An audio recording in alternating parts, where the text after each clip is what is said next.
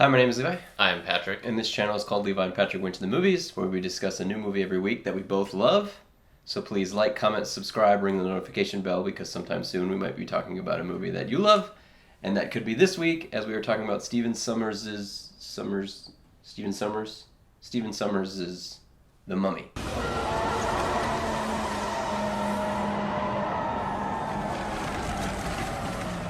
I have so many memories about The Mummy. This might be a long video. I don't even know where to start. Well, at this rate.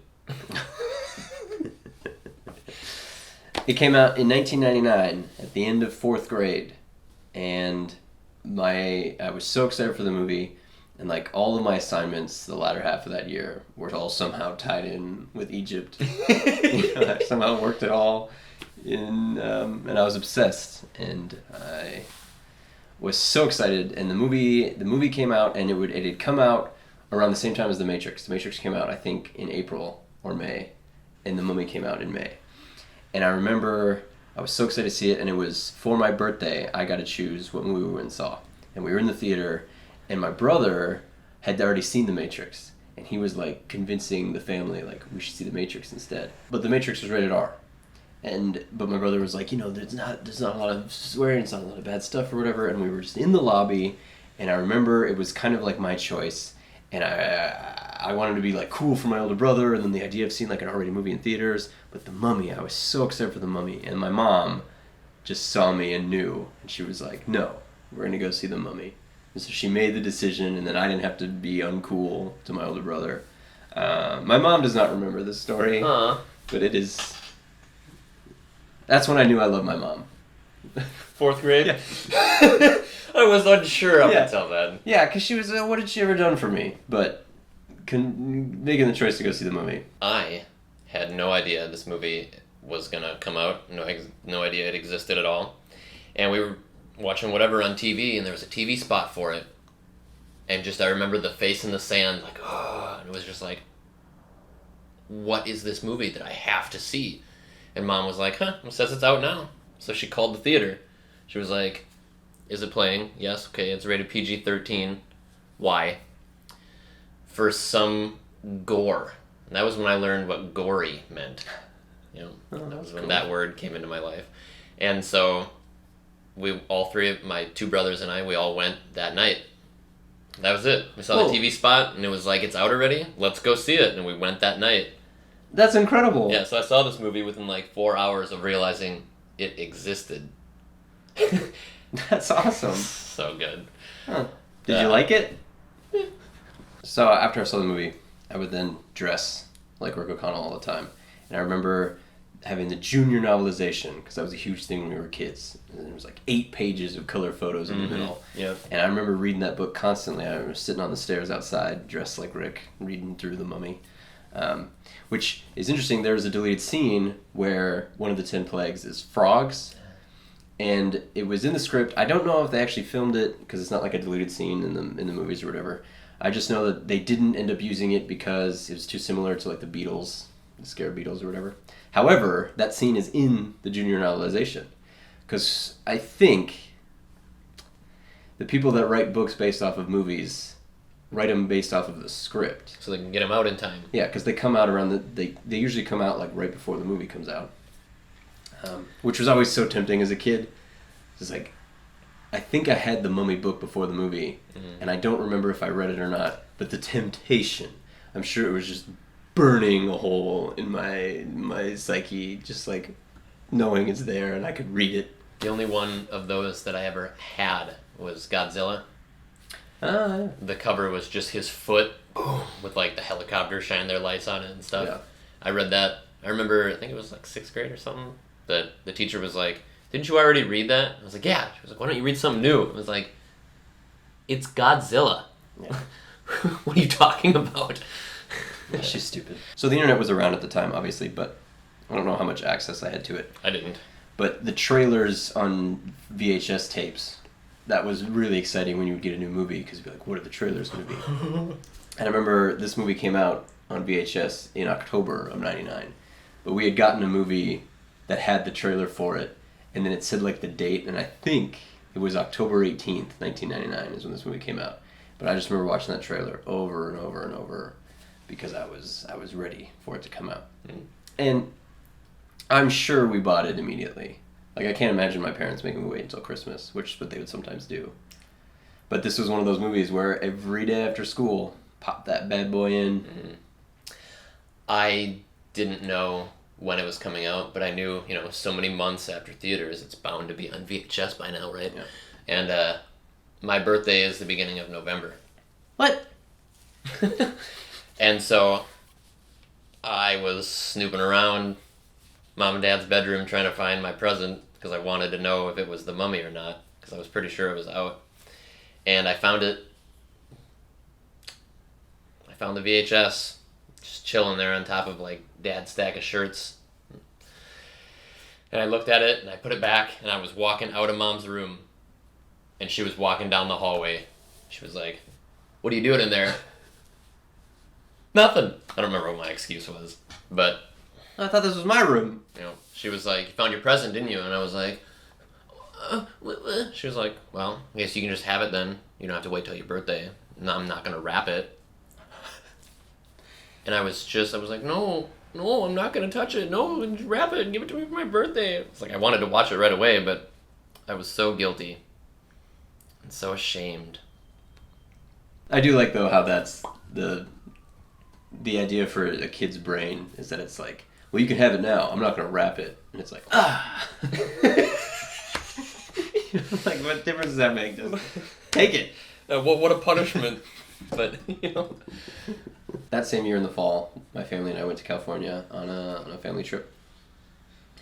And I think there was a mummy ride, or at least like a setup mummy walkthrough, but it was closed or it hadn't opened yet. Either way, we didn't do that. But there was a cardboard cutout of Rick O'Connell, and I asked my mom to take a picture of me with him. And my sister Emily wanted to be in the picture, and she like held his hand as a joke. And as a little kid, it always kind of annoyed me. It's like siblings, and she's just like in the way. But I was so excited and so proud.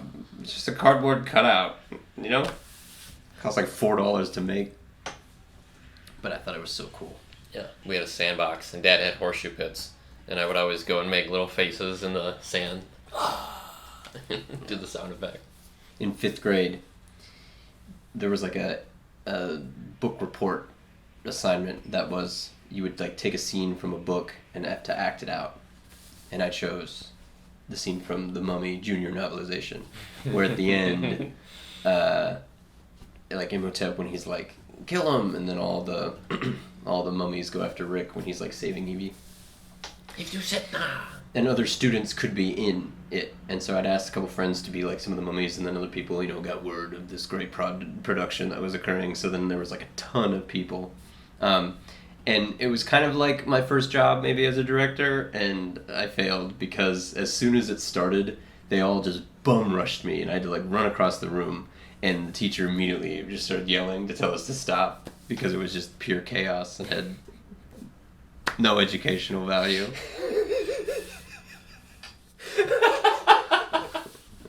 There are obviously a lot of movies we quote. Okay, Lord of the Rings probably mean the most, but The Mummy is up there. So many different scenarios a mummy quote can apply because the inflection is so, sometimes, I don't want to say silly, but like dramatic or over the top. Yeah. And one of the main ones is when Benny is like, "Think of my children," and Rick is like, "You don't have any children," and Benny's like, "Someday I might." Like that "someday I might" can be applied for anything. Yeah. And then also with Benny, when the locusts first come in, and he's like running down the hallway in the tomb or whatever it is, and his jacket is on his arm. He's like, "Leave me, leave me." And so it's like anytime anything's like stuck on me, I just think, "Leave me, leave me." Yeah. Or anytime something like happens again, that happens a lot around here. Yeah. Yeah. Because the fire always goes out with the wind. Well, I think that's just a testament to the dialogue in general. Like, so many lines are quotable, very memorable, and the way that information is delivered, obviously the performances are like, charming and fun, but they're just creative ways to get the information across. And like an example of that is like this amazing character moment between Rick and Evie when she's drunk, like the first night they're there, and he's like asking like, what are you doing here, whatever, and she's like, my mother was an Egyptian, blah blah blah, and then he's like, yeah, but what are you doing here? She like rises up, and she's like, I may not be a gunfighter or a whatever Adventurer. Explorer, but I'm proud of what I am. And he's like, what is that? She's like, I am a librarian. Yeah. Patience is a virtue. Not right now, it isn't. Yeah, quote that a lot. Yeah, because you could have easily, not that the movie's a comedy, but kind of the whole tropey adventure vibe is kind of laugh in the face of danger, right? Like Indiana Jones and whoever. It's like about the quips, Nathan Drake from Uncharted. It's you've got a sharp wit that's charming, but can be serious when the occasion calls for it. Yeah. Well, it's cool. And it's cool. Can you swim? Well, if the occasion calls for it. Anyway, the point is the movie has that perfect balance. Mm-hmm. And it's so fun in the light-hearted way because Rick O'Connell is so likable. Yes. And the fact that he's really funny, like in the moment, he's not like the character that's cracking jokes. He, in the moment, responding to the situations, has charm and humor in who he is. Right. And so it just fits every time. Every time it makes you laugh, it's not somebody making a joke. It's them being in character in the moment. Right. Yeah, it doesn't feel... Yeah, that's a good way to put it. It doesn't feel like, oh, this is a joke for the audience to make them laugh, which it is, but it makes sense to the characters in the time. You don't have just some random one-off joke to just solely in there to be funny. Even at first when Rick sees him and Imhotep, rah, and Rick, and then shoots him. So then later the reprise of that where Rick yells at them and then they yell back and he's like, Yeah. It's just... It's so fun. Even with all that, the stakes are still high. Like, you still feel like the mummy is a threat. You feel like these characters are in danger, even though they have, protagonist armor. Like, I don't think you would watch this movie worried that Rick is going to die. But it does a very good balance of making the action suspenseful enough that you want to see them get out of this, even though you know that they're going to be fine. Sounds like a movie. Also, I love how all the characters are good at what they do. Stupid characters die in stupid ways. That's good writing. But, like Rick, even though he's wisecracking, charming, whatever, he's still good with his weapons. He's smart with his decisions. Evie she uses her intellect, her knowledge of Egypt consistently throughout the entire movie. Yep. Even though she does read from the book. But, no harm ever came from reading a book. Jonathan, he's a comic relief character, but, he's a pickpocket, and so he gets the key several times from the villains, and that's like a cool little thing that he's good at. And then, that's funny, that's how he gets it in the first place. Oh, in the first place. Oh, yeah, he steals it from Rick, and he steals it from the Medjai, and he steals it from Imhotep. Yep. And then also, he has enough knowledge to read the inscriptions on the Book of Amun-Ra, even though he doesn't know the last one, but he serves a purpose in that scene. You could have easily just had him be doing something funny, running around. And it's like, no, they gave him something to do. He saved O'Connell's life. He did. O'Connell was going to die. Yeah. And he, in a way, kills an Aksunamun. Fakusha Aksunamun! Oh, yeah. Yeah. That's awesome. Good job, Jonathan. Is interesting because the other mummies get all, cut up and they're still, crawling around. So even after Anck-su-namun got all stabbed by those priests, or the Medjai, she probably was just still moving around on the ground. Maybe, but I'm sure that the spells brought her back in a different way because it was an attempt at a reincarnation. Like, it was her soul, whereas the other mummies were probably just reanimated. I've never thought of that before, but Imhotep easily brings all these mummies back to life, his priests, and then what's-his-face says the spell, and then the ha all come out. But in Anck-su-namun, it's like a special hole to do with the canopic jars and her organs, and her soul coming up out of the water. Well, he's not just trying to reanimate her disgusting corpse. He's trying to bring her back to life as she was in the flesh, which is why he needs the human sacrifice and her actual soul in the book. Gotcha. It's just interesting how there's like a really easy way to do it, and a little more complicated way. But I guess, well, no. Do you want to live forever with a rotted corpse or the love of your life? Are those my only options? Yeah. No middle ground for Imhotep. Okay, cool. So the movie is still perfect. Yes. Thank God. Actually, I was no. worried. Speaking of the curses, though, it's always interesting to me that they give Imhotep the home die, the worst of all the ancient curses. And it is said that if he were to be resurrected, he would bring with him the 10 plagues of Egypt, and gifted with the glory of invincibility. Why would the guy you hate the most, you make it so he's the most powerful thing ever if he came back to life? I've always kind of operated on the idea that Egypt they thought was going to last maybe forever, and so if anyone were to come across this curse, they'd be like, whoa, don't touch that, don't touch it. Like, if they make it as awful, if they make it, it's just the window. If they make it as awful as possible, like, well, no way anyone would bring this guy back to life. But it just seems kind of funny. It's like, I hate you, but if you ever come back, You're going to be a god. yeah, you're going to rule the earth. No, I've always been under the assumption that it's like an unfortunate side effect of the worst possible way to kill someone. Not that they gave him the invincibility in the sarcophagus, but like he was eaten alive by those scarabs slowly. So like, was he a little bit immortal while he was being eaten alive for a couple 100 years, or did he just die in like 6 minutes? Well, there was something supernatural going on because when they open it up, he's still juicy. Decomposing. Yeah. Yeah. I was hoping you'd say juicy at the same time as me because I know it would be really cool. Do you want to try it again? No.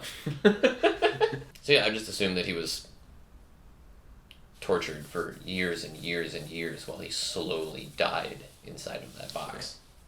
That's another thing, is that Evie sits down with the dried scarabs, and she's like, they ate him very slowly. And then a few scenes later, all the beetles come down the ramp, and the guy falls, and they're like, and he's like dead immediately.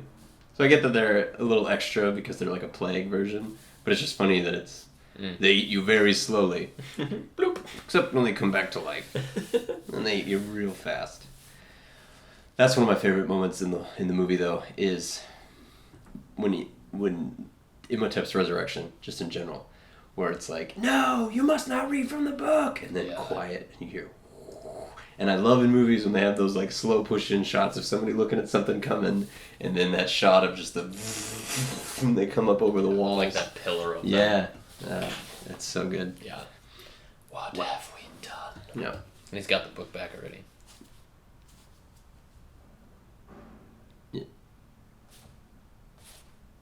He walked over to the campsite. They're all sharing campsites because they're scared. Yeah, but he's also back by his tent. He's a quick guy. Oh no. What's funny is I was about to point out something in that scene where it shows the poor workers, they just get eaten by bugs, but it shows them running, and then there's like that wave of the locusts that then fall back on them, and they're like, ah! Cut to him just standing there, and the bugs are just on him, but they're not eating him. Oh no! That leads, though, into the other thing about this movie that I've always been like, what? Is that scene, the mummy's back to life and whatever, and they run outside, and then there's Ardith Bay and the Medjai, and they're like, you have brought back the creature that we've been trying to keep at bay for 3,000 years. I don't know what he says. And it's like, well, you're not very good at your job. You know, they attack him once at night, and then he pulls out... They tell him to leave. Yeah. I almost said they tell him nicely, but he says, leave this place or die, which is not very polite. But anyway, the point is, it's like, you got like a team of scientists, and a couple gunslingers, yeah, the Americans and Rick, but it just seems like if you were that concerned, you'd call in a little extra help, come in, kill them all. But... Yeah, well, he's a nice guy. Yeah. He's doing his job. He's a decent human. Yeah. No, the desert will kill him. Not like the Lao. Hello. Which he's got great eyesight. This is, okay, because he's watching Rick when he first leaves at the beginning. Then way later he's like, huh, in the not the same guy from 3 years ago? in the dark. Yeah. Oh yeah, the lighting in that scene is so great under the moonlight when they're just in the blue of the desert. Yeah, it's so good. It is. Oh, speaking of the desert, I had never seen the movie Sahara, and we were watching it, and there was this like the briefest of shots of like this rock formation off in the distance, and I like set up, and then like I was at work, and so I had like them pause it and rewind it, and I paused it right on the thing and like took a picture, and I was like, that is where Hamunaptra is in The Mummy. Sure enough, it was, because then I googled where they filmed it. They filmed it in the same location, like in somewhere in Morocco. But it's like this movie, I've watched it so many times that I can just see quick glimpses of, geography. Yeah. The opening shot of this movie is so good. It's universal, and then that turns into the sun, and then the tip of the pyramid, and then the Sphinx head, and then it's panning down through the city to, I almost said Caesar, the Pharaoh. Riding along. It's just such a good, long opening shot. Yeah. Yeah. Yeah, and the special effects are still really good 20 years later. Yeah. Because that shot is all CGI. 21. 21. This movie can drink now. But even Imhotep, when he first wakes up and he's walking around all mummified, it still looks pretty good. Yes, it does. Yeah. Yeah. And that shot of when he's going into Evie's bedroom before he goes in, and the beetle crawls up out of his thing and goes into his mouth.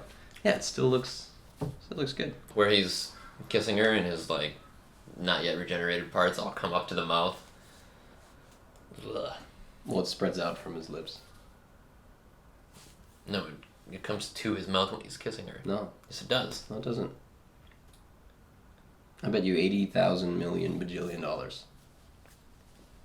As he's kissing her, it goes out from his lips. No, it doesn't. It Yes, comes it from does. other parts of him and it goes to his mouth. No. Alright, well, we'll figure it out in a minute. And we'll post that clip. Yeah, because I'm right. Ugh, I hate you.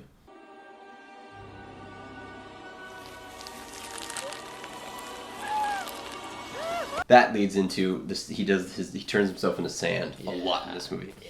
Which I think it's 4 cool. times. Yeah. His kind of powers are varied and they don't really draw too much attention to them other than the giant wall of sand, right? But he can control sand, he can turn into sand, and then he can produce flies out of his mouth. He can reattach limbs. Obviously, he's yeah, that's right. That was immortal. cool. Yeah, it's just cool all the different ways Imhotep has powers, but you could kind of miss them a little bit. Some of the more subtle ones, I suppose, because he's obviously super strong, right? When he hits Rick goes flying. That leads me to this point, which is the movie actually has a very epic scale that they just kind of blow past, and not in a bad way, but just kind of, you don't really realize how apocalyptic everything is. Like the shot where Cairo is getting destroyed with the hail and the brimstone. There's this amazing wide shot. That's the plague. Yeah. What? I know. It's just funny. Hear it described as brimstone. I've just been like, asteroids. Meteors. Yeah. Is it Fire and brimstone just sounds so much more satanic. It's just funny. Yeah. Yeah. Well, I guess, ironically, Satan had nothing to do with the plagues. Because they didn't know he existed? No, because it was God. They kept saying that God. God would harden Pharaoh's heart, and then... Gosh. I was just thinking, when you started this, that it was like, oh yeah, Imhotep has a lot of power, but he's not the one producing the plagues, consciously. That's part of the Egyptian curse. He brings the plagues with him. So to continue, there's a shot of just the whole, everything, there's thousands of them in the sky, and then the whole raising of the sand, just this huge...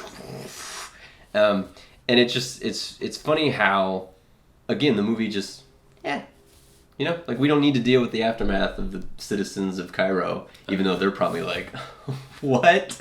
And then the flies, and then obviously the boils, and they're all Imhotep.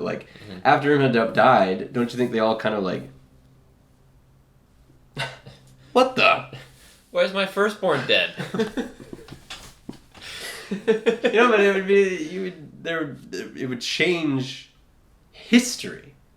Yes. Like it would be so dramatic of an effect. It's like Rick, Evie, and Jonathan ride back into town all happy, like with the gold that they still don't know about, and everybody's just bawling because life is ruined. Yeah.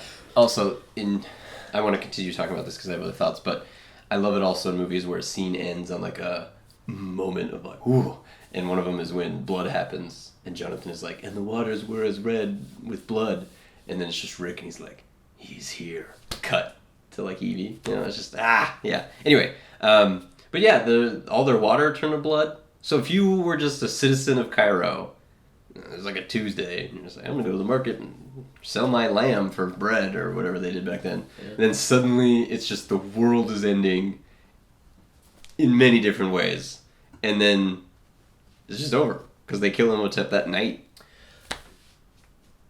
Actually, it's not even night. They kill him that day. Yeah, they kill him the next day. It is the next day. Yeah.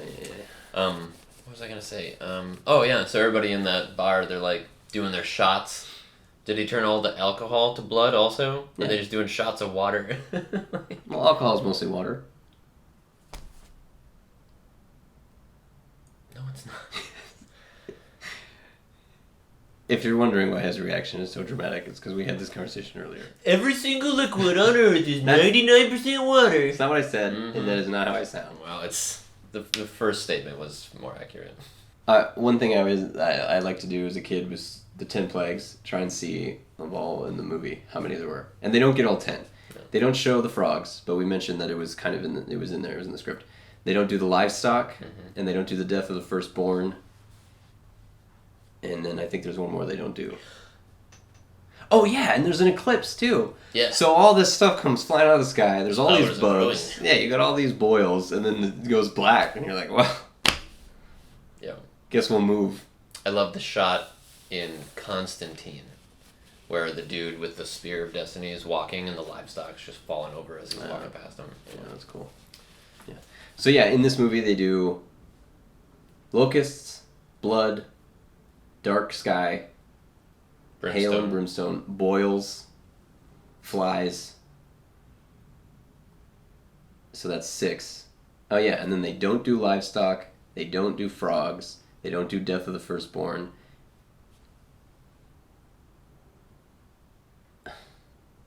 We're missing one. They didn't set his people free. I don't care how you do it. I don't care how long it takes. Straighten up this... Michigan. That's such a great introduction. Misheveled. That's such a great introduction to Evie's character, too. Just like, even that, the scale of that shot of just all of these huge bookcases falling over in a domino circle. Yeah. And I always thought, too, I bet they did that once. Oh, yeah. It was like, this better work. And so then I always think that the shot lands on Rachel Weisz, and she's like taking off her glasses or putting them on, I don't remember. But I bet she was really nervous that it was like, I gotta nail this expression. Because if she had maybe not been paying attention and was like, like, some poor PAs have to... Maybe they green screened her for that shot. No. Maybe it's a model. No. Maybe what they did was they had the camera set up to go in a circle, and they timed it based off of bookshelves falling, which they had to practice several times. But then when they loaded the bookshelves with books, maybe it took longer. I don't know how they did it. Do you know how they did it? Yeah. Explain it. Okay. They rehearsed the camera movement, and they had her stand on her mark because she's not in the shot at the beginning. And they were like, this is what you're going to do. And then they knocked it over and filmed the whole thing and then landed on her. They obviously rehearsed it. Yeah, but not with the bookshelves falling over. Probably not. How'd they... That's fine. Oh, another one that I quote is, your strength gives me strength. No. Don't you close that door! Oh, I always thought it was funny in that scene. He yells 3 different things, but he says them all twice. He's like, run, Betty, run! Hey, don't you close that door! Don't you close that door! And then Oh, no, before that he says, "Get inside! Get inside! Don't you close that door! Don't you close that door!" It's just like repeated. I never noticed that. Yeah. I love that the when it jumps to modern day, it just bam, it's like this cool battle. You don't need to establish anything. It's just this huge herd of horses coming, and I love when he's running from it, he gets back to the corner and he's like gonna face his own death, but then they all get spooked and run off, and then the noises start. yeah, the little jackals. Yeah. Like, You'll die. it really gets like the Egypt feeling of like ghostly horror in the atmosphere in that moment. Yeah. Really nice. I love Imhotep's costume, you know, like especially toward the end where it's just like his like black robes that are all like shredded and tattered and old. Yeah. It's like he didn't have them on in his sarcophagus. Where'd he get them? Yeah. Just took them from some. Well, he has like all of his robes, but like how did he lose some and lose more and then become shredded? I don't know. I I really really like how he looks. I like his outfit near the end. Just the loincloth. You know? Not that far toward the end. No, I like his like purple robe thing. And my favorite version of him is after he kills the Egyptologist before he spits out the flies. Just like the way he's still decomposed, but he's all like hooded and whatever.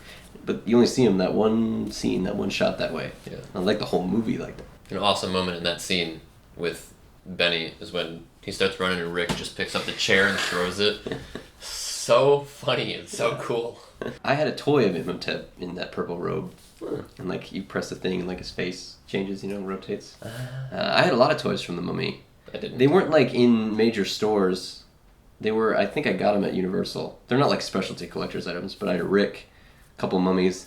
I had this really cool, it wasn't a set from the movie, but it was like this mummy set where like you set it up and there was like a guardian Anubis made of stone, and there was this really cool like mummy thing in a sarcophagus.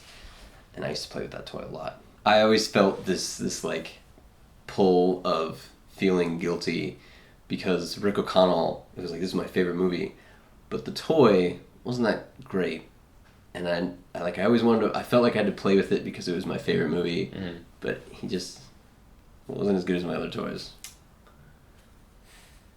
There was a mummy toy that was like the mummy, and then from the movie, and then you twisted its back, and then there were scarab beetles on him that then rotated. It was like a wind-up toy, and the way they sounded was like that from the gears or whatever. But that was cool. That is really cool. Yeah. I love the character of Winston. He's kind of just silly and bumbling and drunk at first, walking in the fountain twice, taking the shot from Jonathan. Some bloody chap has spilled his drink. Yeah. Whatever, when he claps him on the back, I like his laugh, his ha ha ha, the way he does it. And then later, he's just out chilling in his own little chair with his gramophone, like his umbrella or whatever, out on some sand dune. Just like, yeah, next to his airfield. Yeah, I love when he's like, well, and what does this have to do with the royal service? He's like, not a damn thing. Is it dangerous? Probably won't live through it. My God, do you think so? Yeah, that's such a fun, interesting choice. We're going to have this pilot to serve a purpose, but he's going to be weirdly suicidal. Well, he has survivor's guilt from the war that just happened. It's very dramatic. Like 5 years ago. You know, flying planes in World War I and watching all your friends die, and then you're just an alcoholic, but it's like, save the world. I might not live through it. This is the perfect end. And so after the sand thing, when the plane is going down, here I come, laddies. Ha ha ha. He does his laugh again. A quote we say all the time, because my train of thought was Ardith Bay is such a cool character. But I like how they're kind of at odds, obviously, but then they team up at the end. And then when they're digging the rocks, and Jonathan's like, come on, put your backs into it. Take from the top, or else the whole thing will come in on us. And they just stop and look at him. I say that a lot when someone's, like, if we're camping and someone's unloading the car, we're like, come on, put your back into it. Yeah. The mummy actually doesn't show up until about 50-some minutes into the movie. And so I really like how varied the action is. You've got the Medjai attacking them several times, and then when Imhotep does show up, you've got the zombies in Cairo, and then the mummies that they fight at the end, and there's two different types of mummies that they fight, and then there's also bugs. the warden gets attacked by a scared beetle long before Imhotep is resurrected. There's the booby trap with the like. Yeah. There's all different ways. Even them coming around the corner with all their guns on each other. Yep. Yeah. And so it's just not repetitive. There's many different kind of groups of people with different motivations, and then they kind of clash. But the boat scene, I just like that they get attacked on a ferry, and there's so many cool, like Rick with his double guns. There's that fire up on the thing that's really cool, and the Medjai is like throwing things, and then the candlestick to the eye. Oh yeah, the candlestick, and then the when the bullets are getting shot next to Rick as he's loading. Yeah. Yeah, there's multiple scenes on the boat, but we were talking about the one with Benny, where he finds him. Well, if it ain't my little buddy Benny, I think I'll kill you now. There are a lot of funny scenes on the boat, especially once it's on fire. We talked about him throwing her over. Can you swim? And then with the warden come up, he's like, "What do we do? What do we do?" "Wait here. I'll go get help." "Okay." Jonathan being like, "Did I panic? I think not." And then when the fire goes down, we just see Jonathan's legs. He's jumping overboard. Oh, I love one of the Americans when he just holds the trigger down. I used to pretend to do that all the time. Like squirt guns, you just pretend that you're constantly doing that. Yeah, and then of course one of the famous mummy lines was like, "Looks like I got all the horses." "Hey Benny, looks to me like you're on the wrong side of the river." They still catch up though. They arrive at the same time. Yeah. Oh, that's awesome. We're about to be shown the way with the sun revealing Hymenoptera. Then the music kicks in. Yeah, and that's another fun. It's kind of action, but it's another fun. They've got like a bet to get to the city. Yeah. And so you could have, the moment of finding it is like a race to get into it. Oh yeah. Could have just been like, there it is, and then like, as they're like going up to it slow, but no, it's exciting when they go in and there's like all the gold in that huge room, and you can even see like hallways under the curved arches that like there's gold even hidden so deep, so vast. And Jonathan's like, can't we just? He's like, no. And then later when they're running for their lives to escape this thing, Jonathan still stops and he's like, and then they go grab him. Yeah. Which they had to grab Evie before that, because Jonathan drops the book and she's like, and then they run back and grab her. Yeah. Everybody's just trying to keep their treasure. Oh, something that made me think of that, because I like how the mummy's defeated and then there's the collapsing of the place. You know, that's an adventure trope, right? And we were laughing how the kill switch is just some random thing in a hallway that then he activates. What a weird placement. All the Egyptians got to tell their kids, don't touch that. Yeah. When it's all, I like how it's like churning, almost like glaciers. You know, like the rock is rising up. And well, that's not how glaciers move, but okay. No, that is absolutely a thing. Yeah. Huge chunks of ice will then flip up. They like crack and flip. And there's a famous video online of one that's like miles across, and they flip upside down. Interesting. That's cool. Anyway, so the rocks are doing that, and they're like, and then you see this big one. It's just like square, and it goes, and then falls back, and no dust, and no sound of it collapsing. And it has always bothered me. And every time I watch it, I almost feel like this is gonna be the time that it's gonna go. More sand, but never does. No. It's just this. It's always bothered me a little bit that those giant slabs of rock are all churning like that. Where it's like, I get there's this big hollow thing and everything's like falling into it, so you could have like the slabs like falling into it. But like, what kind of force from all these collapsing rock is making a slab of rock flip? Oh, well. I always thought it was really cool visually. It's cool visually. But also, I never just assumed that it was the natural destruction. I thought there was like a supernatural element that was like, it's all being destroyed. I guess when you say that there's a supernatural element, it makes sense. But I was just thinking it's like an Egyptian booby trap. Yeah, I always just thought it was a supernatural destruction or whatever. This isn't really my story, but my sister, the same one that was holding cardboard cutout Rick's hand, has a story where she was on a trip with her friends, and they were talking about the mummy, and they were saying that Billy Zane was the actor of the mummy. And my sister knew 100% that it was not Billy Zane, it was somebody else, but she didn't know his name was Arnold Vosloo. and she was trying to get a hold of me.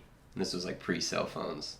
And she was so mad because they were all saying, it's Billy Zane, it's Billy Zane. And she was like, my brother would watch that movie every day after school. And she's like, I know it's not. And there was no justice because there was no internet that they could just search at the time. So I imagine that'd be really frustrating. Yeah.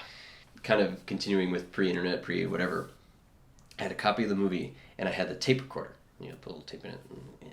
And I was making my own trailer. Like, I would do the narrator, and I would record clips from the movie. And apparently I just had a lot of time on my hands. But there's a part where I wanted the line of, after they find the sarcophagus of Imhotep, and Evie is like, he must have been someone of great importance, or he did something very naughty. Like, that was the line I wanted. Well, it sounded then like the sound was distorted afterwards, which is obviously impossible because I was literally just recording the TV audio with a separate recorder. Like, I mean, the next time you watched your VHS, it sounded different? Yeah. Or maybe even like right then and there. And so then I was worried as a kid that I like messed up the tape and that I was going to get in trouble somehow. But the reality is I bet even if I had messed it up, my parents would not have noticed ever. They'd be like watching the movie and, hey, the way she said that line. Her voice has changed. I would have noticed. I wonder if that tape is still exists somewhere. Just this little boy's like adventure voice with lines of the movie. So this is obviously an action adventure movie. What? And it kind of a recurring statement that I make for all the movies we watch is that they adhere to the rules and the tropes of the genre that they exist in, but they like elevate them. They make them in a creative, fun way. And this is a perfect example of that, where you've got the, like we talked about, the wisecracking, charming gunslinger, like the damsel in distress. It's adventure-y. Even they set it in a time of adventure, and so it's all there. Indiana Jones had come out, obviously, so there are some elements of this that are Indiana Jones-esque. However, it's also just, like I was explaining, adventure tropes, right? But Indiana Jones came out, and it was like the perfect adventure movie. You know, they made 2 more, and like it's a character that is in pop culture. And any adventure movie post Indiana Jones gets compared to Indiana Jones, rightfully so. So, but I believe that if Indiana Jones, there was a timeline where it didn't exist, those movies just had never come out, and this came out as is, this movie would hold the place of like the perfect adventure modern blockbuster, because it has everything you need. It's got a tight script. It's funny. There's like action, adventure, danger, very likable characters. Very likable characters. Yeah, so many. Ardith Bay, Evie, Jonathan, Rick O'Connell. Like, I feel like they would be cemented. Like, it's obviously a popular movie. You know, anyone who comes across it is like, oh yeah, The Mummy, right? But it doesn't hold the same place that Indiana Jones does in the grand scheme of cinema and characters. But if Indiana Jones didn't exist, this series would be the thing. Again, as always, there are so many other lines that I'm sure we're not remembering that we quote a lot. Scenes that we haven't talked about. Like, we could just show the movie. It's been one of my favorites, obviously, since 1999.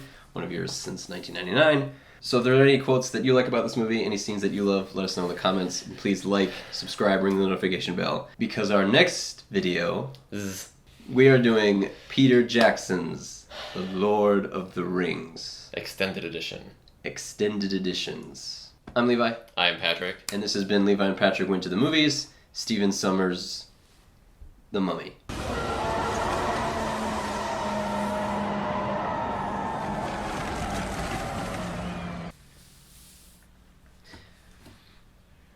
That same year in the fall.